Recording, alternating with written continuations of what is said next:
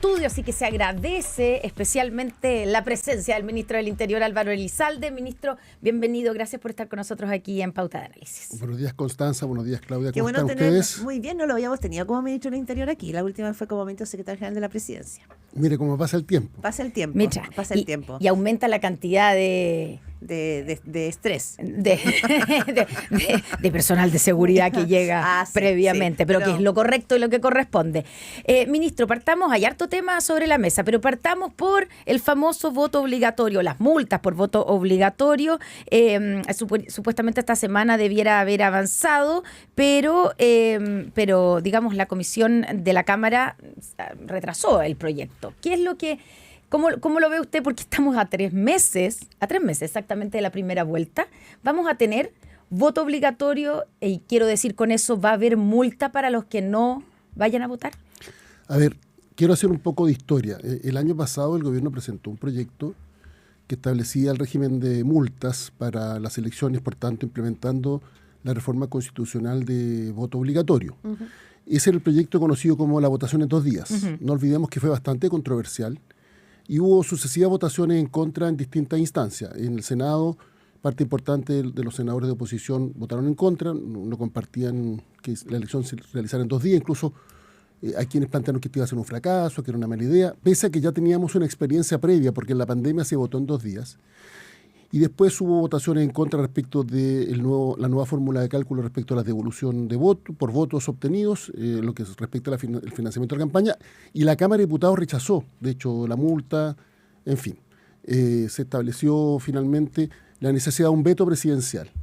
Y en ese contexto nosotros expresamos que estos temas finalmente tienen que ver en su conjunto para construir las mayorías necesarias para aprobación de estas iniciativas que son tan relevantes, porque son normas de quórum. Y planteamos que uno de los debates que se había abierto también tenía relación con el voto de los extranjeros. Sí. Entonces dijimos, bueno, discutamos todo en su conjunto. Y ese para que como lleguemos... el tema nuclear en el debate. Se ha transformado, claro, en el tema nuclear, pero nosotros que hemos dicho que respecto al voto obligatorio no tenemos objeción porque ese es un debate que Chile dio y que finalmente se tomó una decisión a través de una reforma para que este voto fuera obligatorio y tiene que así ser consagrado. El punto es para quién es obligatorio, si es también obligatorio para los extranjeros. Sí, pero para construir la mayoría necesaria que se requiere para aprobación de esta iniciativa, bueno, se tiene que considerar distintos puntos de vista, porque, insisto, en las distintas instancias hubo rechazo a la propuesta. Uh-huh. Y esto era un mensaje del presidente Boric. Y en ese contexto hemos señalado que es necesario generar un acuerdo que permita abordar estas temáticas en su conjunto, entendiendo, insisto, que el voto obligatorio forma parte de algo que en Chile se discutió, sí. Se tomó una decisión. Hay un acuerdo ahí. Hay quienes obviamente pueden tener opiniones distintas, pero, ministro, pero se plasmó en una reforma constitucional. Pero respecto del voto extranjero, en eso no ha habido debate en Chile, no ha habido debate, yo diría, nunca. O sea, si usted me pregunta si yo recuerdo que haya habido, y le pregunto a usted, si usted, un seminario, un libro, una columna de opinión respecto de quienes deben formar parte del padrón electoral para participar en las elecciones democráticas, eso en Chile no ha sido parte del debate. Y lo que tenemos es una norma, concluyo el tiro, que se estableció en el año 80, que establece que finalmente los extranjeros votan en todos los niveles, pero con requisitos que son los más bajos del mundo, es decir, con residencia temporal, una persona que tiene su mente y su corazón en otra parte del mundo decidiendo lo que pasa en Chile, con inscripción obligatoria, es decir, se le inscribe automáticamente sin que él lo solicite. Y ahora se pretende también entonces establecer que sea con multa. Y para elegir presidente de la República, jefe de Estado, eso tampoco ocurre en ninguna parte del mundo. Por regla general, si uno ve las democracias comparadas de alto estándar, para participar en las elecciones de nivel nacional se requiere que la persona se incorpore a la comunidad política que adopte esa decisión. ¿Cómo lo hace? A través de la nacionalización. Sí, sí entiendo, pero... Y si donde se autoriza el voto, por regla general, es solo a nivel local o regional. Ya. Usted dice, ministro Álvaro Elizalde, que esta discusión nunca se dio, pero los ciudadanos esperarían que en el mundo de la política dijeran, oye, pero a ver, ¿cómo se está dando esta situación? El debate migratorio en Chile no es reciente, no empezó hace 1 mes, ni 3, ni 1 año. Viene siendo un tema hace ya mucho rato. Solamente han crecido las comunidades extranjeras. Pero tuvimos primero la inmigración peruana, ¿no es cierto? Hoy día tenemos, la mayoría, entiendo, de los posibles votantes son venezolanos. Entonces, la sospecha de parte de la oposición, en este caso de la derecha, es que esto se quiere arreglar rápidamente ahora porque se presume que esos votos podrían finalmente, ¿no es cierto?, favorecer a la derecha, que esa sería la razón que está moviendo al gobierno. Entonces era al revés. A ver. No, porque los que dicen que no quieren que los extranjeros vayan a los consultorios y vayan a la escuela, los hijos de los extranjeros a la escuela, y sin embargo reivindican el derecho a voto, ahí es donde se produce la contradicción. Uno podría decir lo mismo al revés. Los Sí. que no quieren que voten, Sí, por pero eso que digo. quieren que ocupen Por los eso digo. consultorios Entonces, y los servicios básicos. Por eso digo, entonces, por eso creo que finalmente este debate tiene que darse en su mérito. Y en su mérito implica tener a la vista las decisiones que han adoptado otras democracias de alto estándar respecto de el voto extranjero y particularmente con procesos o fenómenos migratorios de intensidad. La regla general es que quienes participan de una decisión de carácter nacional son los que forman parte de la nación respectiva. O sea, los nacionales eligen a las autoridades nacionales. Para decirlo respecto de Chile, el principio que nosotros hemos planteado es que al presidente de Chile lo tienen que elegir las chilenas y chilenos. Si uno ve la experiencia comparada, en Perú, los chilenos que viven en Perú, ¿pueden elegir al presidente de Perú? No, solo pueden elegir al alcalde, a los alcaldes. En Colombia, los chilenos que viven en Colombia, ¿pueden elegir al presidente de Colombia? Tampoco. En Venezuela, bueno, en Venezuela tienen problemas más sustantivos con su democracia, tampoco. Entonces lo que hemos señalado en Venezuela daría lo mismo, digamos, es que estas son tres comunidades que son de las más relevantes, sin embargo, pueden elegir al presidente de la República. Entonces, es un debate que hay que dar. Y esto tiene que ver con soberanía, con una serie de otros aspectos que han tenido a la vista democracias de alto estándar para tomar decisiones. Tiene que ver con la patria. Hay quienes aplican el principio de reciprocidad. Se reconoce el derecho de voto a los extranjeros en los países en que los nacionales pueden votar para elegir. Pero esa discusión que usted dice que hay que dar y que no le hemos dado, va a quedar para el próximo periodo. Lo que se discuta no va a aplicar en esta elección, eso está claro, ¿cierto? Pero por eso yo le preguntaba, faltando 3 meses, lo que sí ¿suena el teléfono del ministro? El ministro. Puede ser urgente, ministro. El presidente va a decirle, oiga, pero ya, ministro, ¿no? ¿Cómo va a estar diciendo esas cosas en Radio Pauta? Ya. Conteste si el presidente, ministro, nomás. Lo entrevistamos ahí. El ministro se pone poderoso rápidamente, se pone como... Ya. Bueno, pero lo que yo le pregunto, para esta elección, hasta el momento no tenemos multa, por lo tanto hay digamos votación obligatoria más que es un decir, porque si o tenemos una multa muy baja. ¿Qué va a pasar con esa parte? Porque si no tenemos multa es un poco no es voto obligatorio, estamos de acuerdo, ¿no? Nosotros estamos promoviendo un diálogo que permita un acuerdo, un buen acuerdo razonable. ¿Y en qué están topando? La voluntad de acuerdo siempre ha existido por parte del gobierno. Y ahí la ministra Lobos está desarrollando un buen trabajo. Ella es muy activa en la generación de acuerdos. Yo espero que lleguemos a un buen acuerdo que sea razonable para nuestra democracia, conforme, insisto, a los estándares internacionales que existen respecto de democracia de alto estándar. Pero usted cree que no se les debe cobrar multa a los extranjeros que no voten. Es que sobre ese punto nosotros hemos planteado... No en el futuro, estoy hablando de ahora. Sí. El proyecto que se está discutiendo en la Cámara y que es una moción de la oposición, de una parte de la oposición, plantea solo multa para los ciudadanos chilenos. Ya es que ahí, pero aquí se plantea como el debate de por qué multa para uno y no para otro. Nosotros creemos que el debate de fondo es otro. Es quiénes forman parte de la comunidad política que debe tomar decisiones respecto al futuro de Chile. Ya, pero póngase el principio que hemos planteado es que al presidente de Chile lo tienen que elegir la chilena y chileno. Solo breve para pasar a otro tema. Nosotros presentamos una indicación a otro proyecto que se está discutiendo en paralelo en el Senado, donde planteamos que se reconociera el derecho a voto a los extranjeros para las elecciones locales. Y la oposición, el año pasado, lo que pasa es que cambiaron de opinión, esto fue en mayo del año pasado, un proyecto firmado por la senadora Berger, el senador Macaya, el senador Coloma, el senador Sandoval y el senador Durana, de la UDI, presentaron una reforma constitucional para establecer que los extranjeros solo pueden votar en elecciones de carácter local o regional. Ya. Entonces, por eso digo, llama la atención que ahora se plantean argumentos distintos. No estoy hablando de lo que alguien dijo hace 5 o 10 años atrás, estoy hablando de lo que alguien planteó el año pasado. Una última pregunta en esta línea, el ministro del Interior Álvaro Elizalde, para que avancemos también en otras temáticas. Probablemente lo que a la ciudadanía le hace ruido, no en el debate de la política, no en los argumentos que está entregando la oposición, el gobierno y las negociaciones que se están llevando adelante, es dos cosas. Uno, ¿cómo es esto de que la multa puede ir de 30.000 pesos a 200.000? La verdad es que el rango es todo. O sea, ¿quién tendría que pagar 30.000 y quién 200.000? Bueno, ese criterio me resulta muy extraño. Y lo otro, si la ciudadanía ha dicho en su sentir, en distintas encuestas, que siente que no hay igualdad de trato respecto, ¿no es cierto?, también de los extranjeros, ¿por qué siente que si ellos no votan tienen que pagar multa y si no votan los extranjeros que están inscritos porque llevan 5 años de residencia en Chile, ellos no pagan? A ver, sobre la primera pregunta, no olvidemos que el veto del presidente de la República, que fue la multa que se aplicó en la elección pasada, plantea una multa fija, sin ese rango. ¿Usted critica el rango? Bueno, la propuesta del gobierno era con multa fija, sin rango. Y es la que se aplicó y tuvo un efecto persuasivo.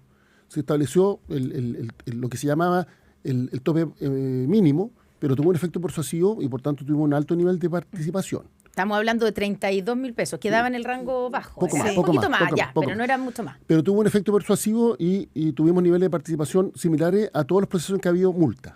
Eso es lo primero. Y lo segundo, y por eso insisto, ¿cuál es el debate? Y nosotros creemos que el debate respecto del tema del padrón electoral es respecto de quienes deben participar en las decisiones de carácter nacional. Ya, pero el padrón... Es más. Nosotros tuvimos voto obligatorio hasta el año 2012. Lo que pasa es que la inscripción era voluntaria. Claro, tiene razón, usted se inscribía y tenía sanción. Sí. ¿Qué establecía la norma en ese tiempo? Que el voto era solo obligatorio para las chilenas y chilenos. Ya, bien. Para los ciudadanos y ciudadanas, no para el conjunto de los electores. Entonces, por tanto, ya se había aplicado un criterio de esa naturaleza. Y siendo obligatorio solo para algunos, bueno, respecto a eso se aplicaba la multa. Ya, hablamos con el ministro Álvaro Elizalde, el ministro del Interior, Connie Santamaría. Vamos Ahora, a cambiar de tema. Yo espero, nosotros de buena fe, y ahí la ministra luego está jugando un rol bien importante, estamos generando un acuerdo y esperamos que haya un buen acuerdo en tiempos más rápidos, relativamente breves, que resuelvan estos temas de manera razonable para lo que necesita nuestra democracia. Connie. Ministro, ¿cuánto le afecta o cómo, digamos, golpea de alguna manera al gobierno, al sector, que el oficialismo no haya podido llegar a un acuerdo de lista única? Ayer lo que vimos fue que dos partidos, digamos, el Federación Regionalista Verde Social y Acción Humanista, han dicho que van a ir en su propia lista. Y esto era algo que había sido solicitado no solamente por la candidata del sector, sino que por el propio presidente Boric. ¿Es un fracaso del oficialismo no llegar a este acuerdo, a su juicio? Nosotros tenemos una postura bien clara y creemos que la unidad es necesaria para enfrentar los desafíos que tiene la sociedad chilena para el futuro, la unidad amplia de todas las fuerzas progresistas, y por eso hemos sido explícitos respecto a que nos parece que tiene que haber una lista única. ¿Estaba por cerrado esa posibilidad? Todavía no se cumplen los plazos para la declaración eso. de lista ni la declaración de candidaturas. Podría ser más bien un acto de presión también. No lo quiero calificar, pero creo que hay que perseverar en los esfuerzos de unidad. Ahora, usted fue presidente del Partido Socialista, le han tocado estas negociaciones en momentos anteriores. Claro, uno podría decir es importante la lista de unidad, pero ¿no será que los partidos más grandes son los que tienen que ser más permeables respecto a los partidos chicos? Porque como decía ayer Jaime Mulet, claro, aquí ellos tienen en juego su supervivencia.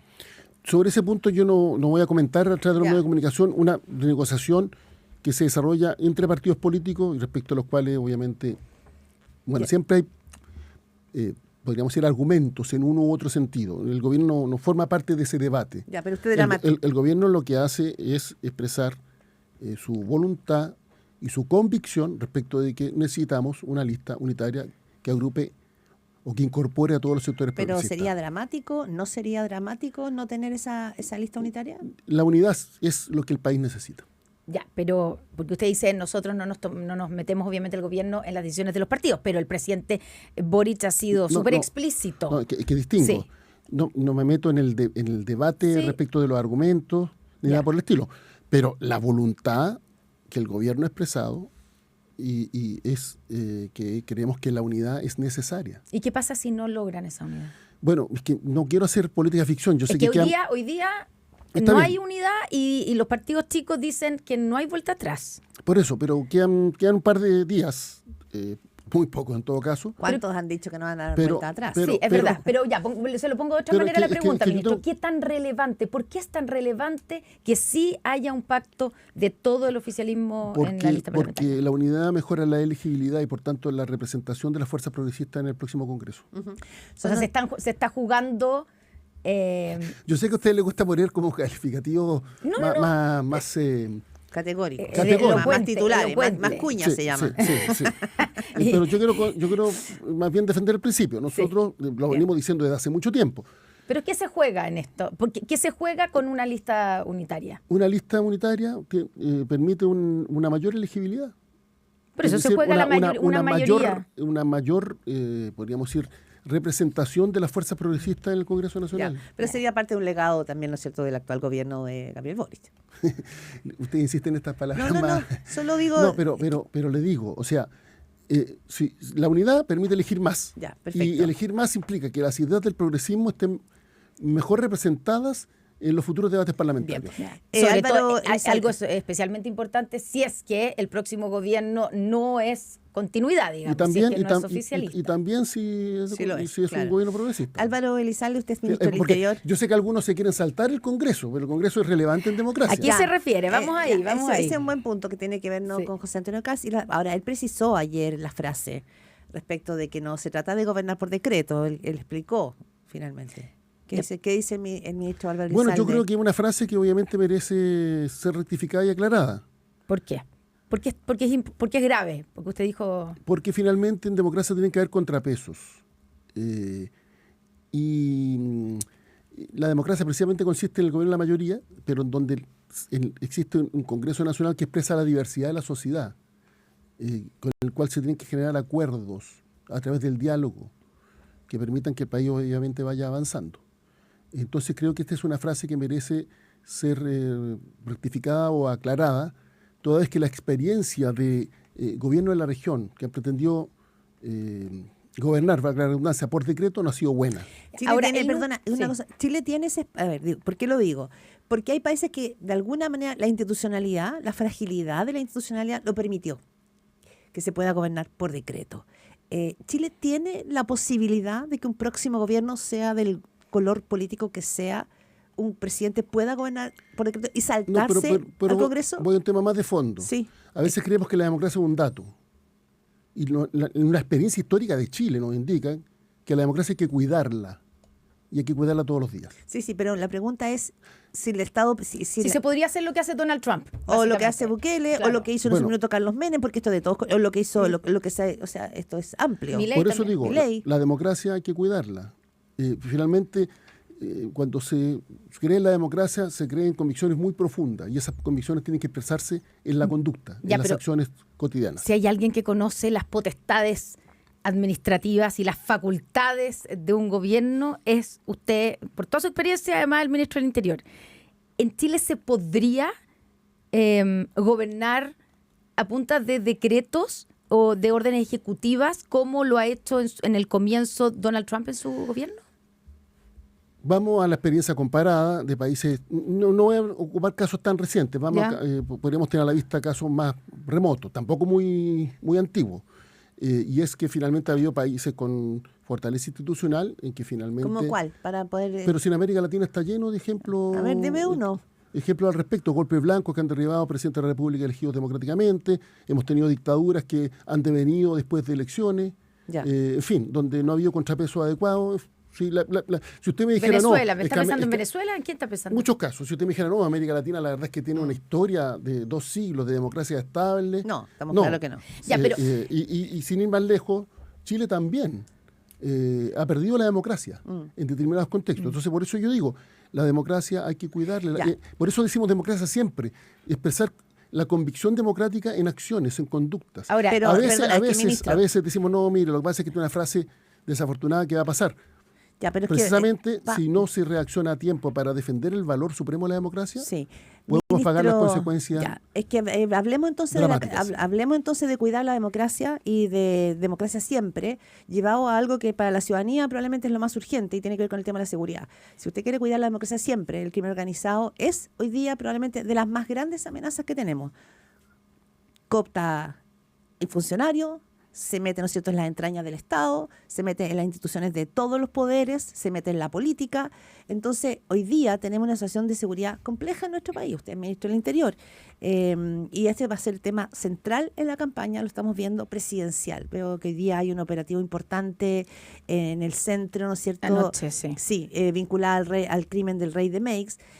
Tenemos casos de secuestro que empiezan a impactar a la ciudadanía. Entonces, ¿en qué momento estamos? ¿Y qué tan peligroso es el momento que estamos? Bueno, en los últimos años vimos un deterioro creciente de todas las estadísticas en materia de seguridad y por eso el gobierno, sobre todo cuando se incorporó la ministra Toá al Ministerio de Seguridad, tomó como una tarea muy relevante trabajar por lo que denominamos las tres seguridades: seguridad económica, seguridad social y seguridad pública. Esto se tradució en acciones bien concretas. En primer lugar, aumento del presupuesto de seguridad de más de un 15%. Vamos viendo en términos comparados. ¿Cuánto aumentó el presupuesto de seguridad en el gobierno anterior, en los 4 años? Menos del 1%. Y en lo que van en los 3 años del gobierno del presidente Boric, con leyes de presupuesto aprobados sobre la base de la propuesta del gobierno, ha aumentado más de un 15% y todavía nos queda por aprobar una ley de presupuesto a fin de año. Ya, Segundo, actualización del marco normativo. Sí, bueno, todas las leyes que se han aprobado. Sí. Sí, el problema es la sensación que tiene la gente y lo que pasa, porque cuando la semana pasada tuvimos el secuestro de un empresario y escuchamos al fiscal Valencia, al fiscal nacional, decir este país cambió, las calles ya no son las mismas. Uno dice, bueno, nos tenemos que acostumbrar a que haya secuestros. No, los secuestros no hay que enfrentarlos. No hay que acostumbrarse a que haya secuestros, hay que enfrentarlos. Y por eso también se han hecho esfuerzos de fortalecimiento institucional con la creación, por ejemplo, de las ECOs, equipos de crimen organizado y homicidio, que con recursos del Ministerio, en su tiempo del Ministerio Interior, ahora está el Ministerio de Seguridad, permiten que una serie de profesionales multidisciplinarios trabajen en la Fiscalía, sobre todo en las primeras horas después de cometidos estos delitos que son más graves. Entonces, ¿en qué se ha traducido esto? Primero, en términos de homicidios, ya vamos al 3er año de baja en las tasas de homicidio. ¿Es suficiente? Por cierto que no, porque estamos lejos de lo que históricamente tenía Chile. Pero por lo menos, con el esfuerzo que hemos hecho, la tendencia que era al alza, ahora es una tendencia primero a contener el aumento y ahora ya a la disminución. Primer punto. Segundo punto. Ha aumentado el número de imputados, es decir, de esclarecimiento de estos casos. Sin ir más lejos, el secuestro al cual usted hace referencia, bueno, hay detenidos. Hay 6 detenidos. Sí, y por tanto todavía hay una investigación que ha sido exitosa y que se está desarrollando. Y eso no es una, podríamos decir, coincidencia. No es al azar, digamos. No es al azar, claro, perdón, más preciso el término que usted ocupa. Sino que es el resultado, por ejemplo, de las leyes que hemos modernizado para establecer técnicas especiales de investigación para enfrentar el crimen organizado y el narcotráfico. Ahora, si usted me dice, esto es para cantar victoria y bajar los brazos, no, esto es para perseverar en el esfuerzo que hemos hecho estos años para seguir elevando los estándares de seguridad y, por tanto, mejorar los indicadores para volver a lo que históricamente ocurrió en nuestro país. Ministro Álvaro Elizalde, ministro del Interior, muchas gracias por estar aquí en esta pauta de análisis. Quedamos pendientes con una conversación más larga sobre el tema crimen organizado porque no alcanzamos. Muchas gracias, pasamos por todos los temas de la contingencia. Gracias, muy amable por su disposición y por estar aquí temprano. Pasó rápido el tiempo. Rapidísimo, muchas gracias. Ahora puede contestar el teléfono. Que esté muy bien, hasta luego. Muchas gracias. Saludamos a nuestros